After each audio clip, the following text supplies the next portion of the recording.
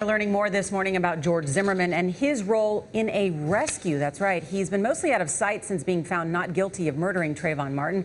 Mark Strassmann looks at the unusual way Zimmerman came back into public view. Not guilty. 4 days after George Zimmerman left court a free man, police say America's most famous Crime Watch volunteer responded to an emergency. Zimmerman, along with a second man, pulled a family to safety after their vehicle rolled over after running off this highway in Sanford, Florida. Nobody knew if the car could just, explode or whatever else might happen. George actually got out of his car with a fire extinguisher thinking there might be a fire. According to the police report, the driver was Mark Gersel. He was in the car with his wife Dana and their 2 young kids. No one was hurt in the rollover.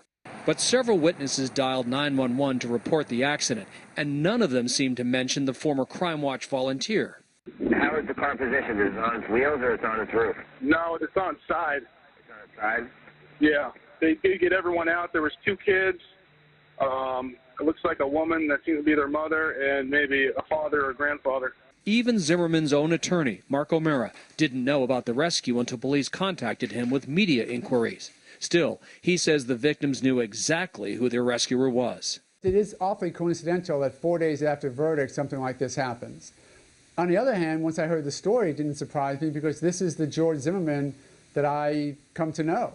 Zimmerman left the scene after speaking to a deputy. The crash site was less than a mile away from where he fatally shot 17-year-old Trayvon Martin.